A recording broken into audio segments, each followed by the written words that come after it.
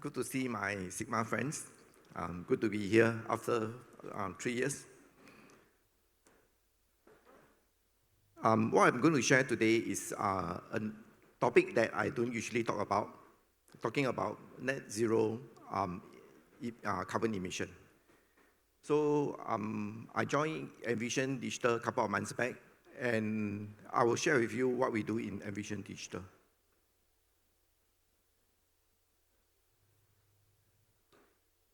Okay, Envision Digital, we are in a few businesses. So one of the business is these are wind turbine.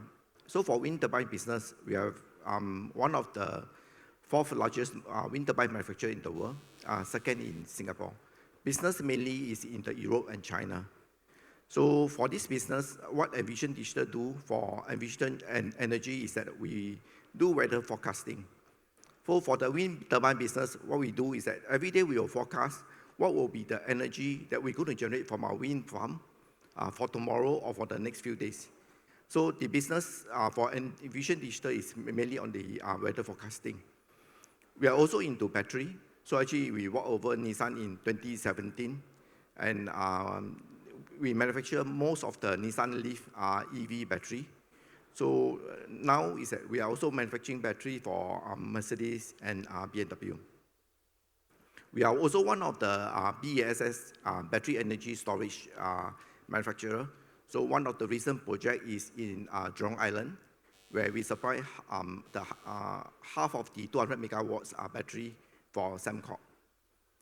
So Envision Energy Digital is an AIoT company. So what we do is that we focus mainly on AI solution to help our building owners to achieve net zero carbon emission.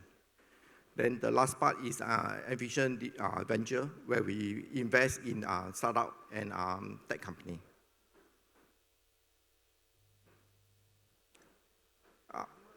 We are very focused in R&D. So these are the countries that we have office in.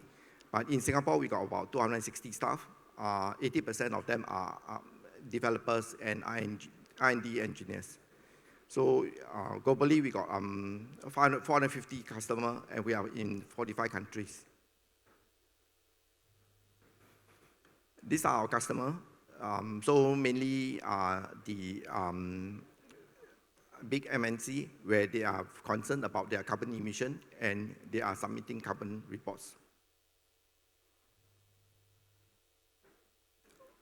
This is Singapore plans for the climate change. So I think everyone is very familiar with this. We are targeting net zero carbon emission by 2050, and we are targeting 60 megatons of carbon emission by 2030. So this is the plan, the target Singapore government has set, and how are we going to achieve that? So for carbon emission, we break into 3 scopes. So actually, usually we focus more on the carbon, although there are some other greenhouse gases.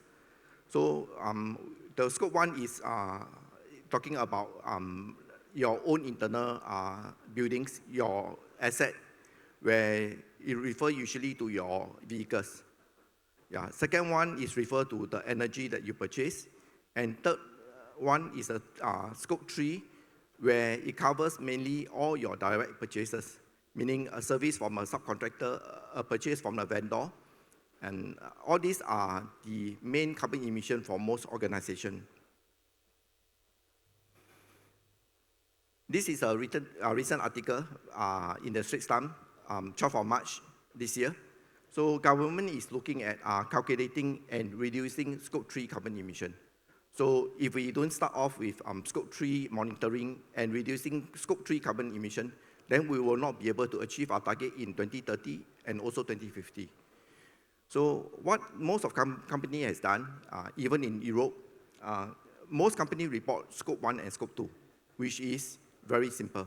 So what you need to do is just need to pick up the information from the system, you are able to report that.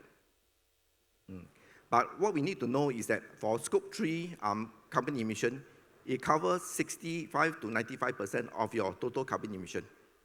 So if you don't manage this scope 3 carbon emission, then in that case, you will not be able to reduce your carbon emission or move to net zero. But the good news is that 80% of this Scope 3 emission come from 20% of your purchases. So what you need to do is to identify your top 20 purchases, and you manage these 20% of your purchases, you will cover 80% of your Scope 3.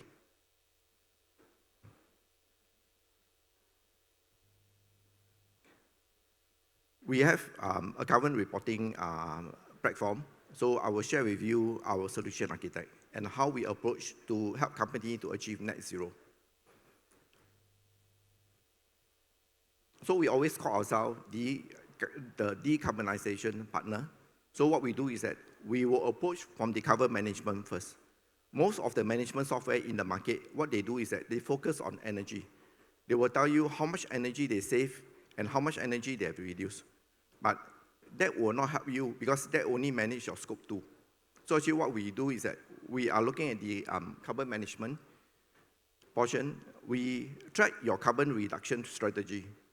Then ultimately, we allow you to treat carbon within the platform. Then below this, we allow you to manage your carbon emission reduction using technology like optimization technology or AI technology. We track what is our carbon saving, and we also use parameter-based AI machine learning.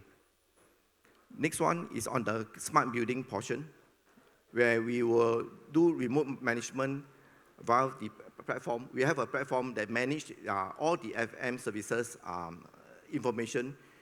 Then we will be able to use AIoT to predict maintenance. So we have a smart lift box in collaboration with TuSuit, where we are able to do a FDD for your lift, and you can reduce your lift maintenance frequency.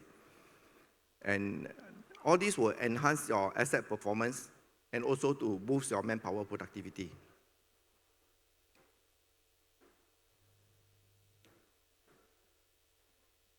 So this is how the unified platform look like. On the below layer is all your BMS, your equipment information, your pump data, even your EV charger, your BESS information. All those will be on the bottom layer.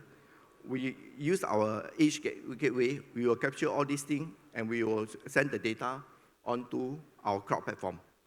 So if you have a CMMS system that is running, so we can integrate with your CMMS system, and the data can also be put on the platform.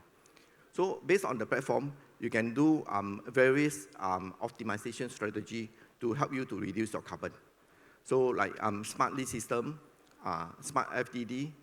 We also do cost street analysis, like for some of the FM company where you are managing various services.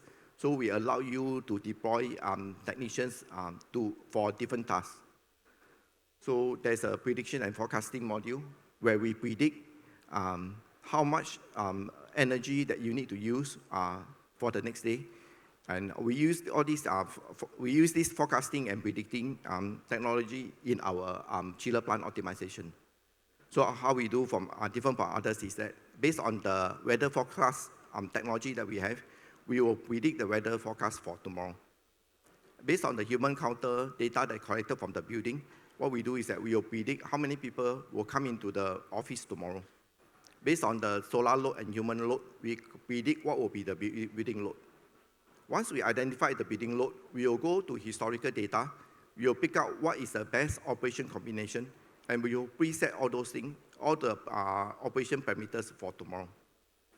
So in using all this technology, it will help you to optimize your energy and at the same time reduce your carbon footprint. Then we have a dashboard, energy optimization for individual equipment like airside equipment, AHU, FCU, and also fans. And we have a output information that allow you to connect to your third-party system. And ultimately, what we want to achieve is resource optimization.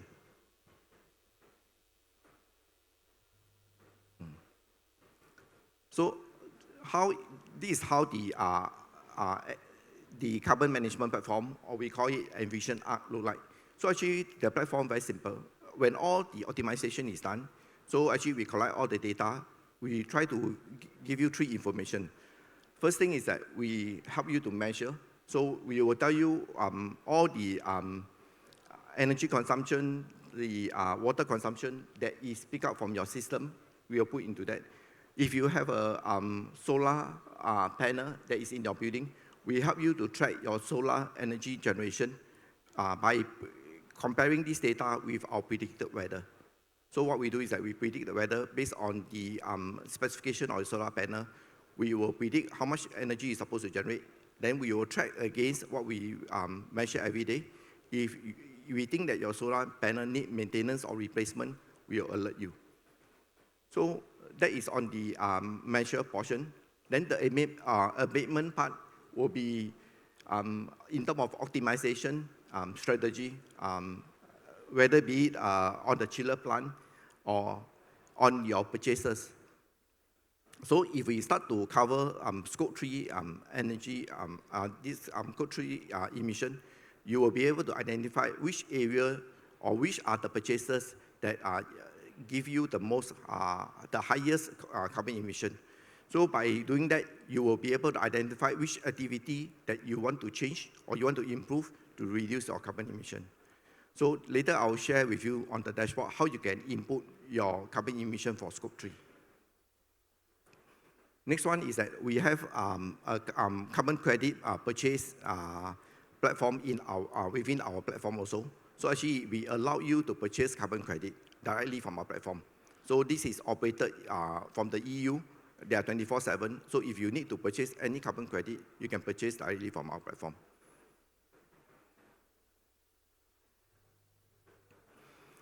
So this is how the arc look like. So actually, is that it gives you information about your scope 1, 2, and 3 carbon emission. So by looking at that, you will be able to know, okay, where you are. So most companies will not cover scope 3. So actually, is that for most buildings, if you go to them and you ask them, what is your EUI? They can tell you a number, what is their EUI? If you go to a data center, what is their PUE? They will be able to tell you what is their PUE. But for buildings, if you ask them what is the total carbon emission, including scope 3, not many can tell you the answer. So by having that, this dashboard, you will be able to know where is your baseline. By knowing your baseline, then you will be able to optimize and you will be able to reduce your carbon emission. So it also break down for you the activity under greenhouse gas protocol, GHG protocol. There is 15 categories for scope 3 carbon emission. So if you have a vendor that can tell you what is their carbon emission, then in that case, you can straight away use that number. But if your vendor is unable to tell you what is their carbon emission, so under the GHG protocol, you can under one of the category, you can input the amount, and you will be able to identify. So once those identified, you will know which category you are emitting more carbon.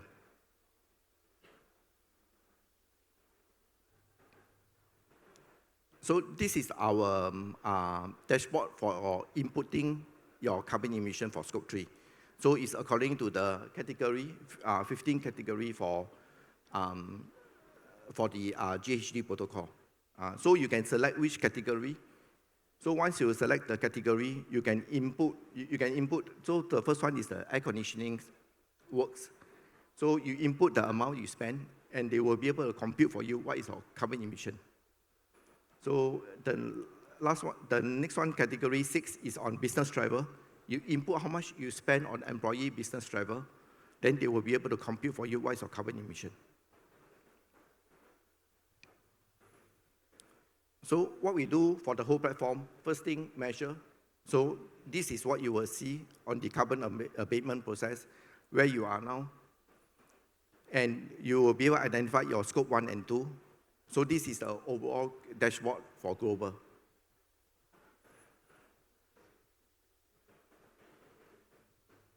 And this is the dashboard for individual.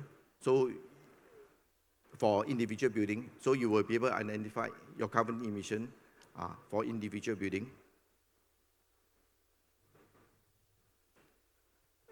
This is the abatement strategy. First thing, it tells you what is your carbon baseline. based on the carbon baseline, then they will tell you where is your usage intensity. Then based on the, after that, it will tell you where is your REC offset, if you got solar panel, and the last part will be your carbon emission that you need to offset.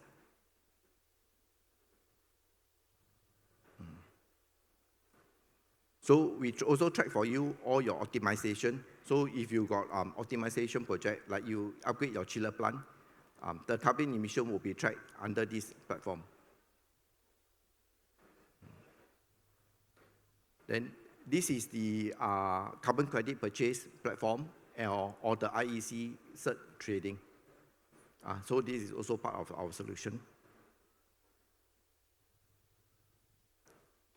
I share with you a few of our credentials. So if you are worried about security, so actually we are part of the Singapore Smart Nation Initiative. So we work with GovTech. So we are the platform for the GovTech Decala system. So we also have a few customers that engage us, and the solution is hosted on GCC, Government Commercial Cloud. So we also work with the Malaysia government, so MGETC. So we are helping them to achieve net zero carbon by 2050.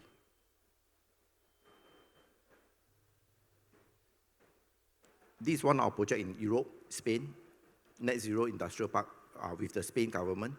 Another one is in Inner Mongolia, also net zero industrial park.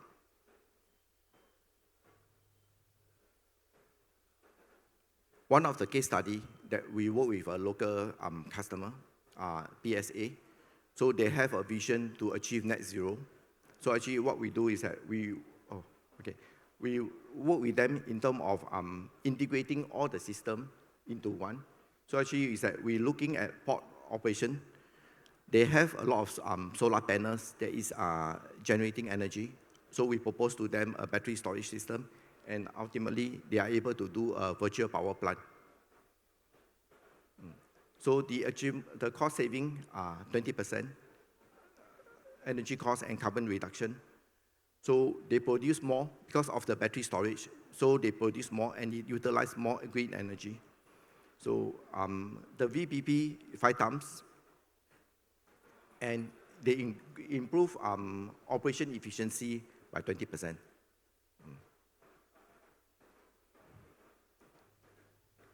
That's all for me. Thank you.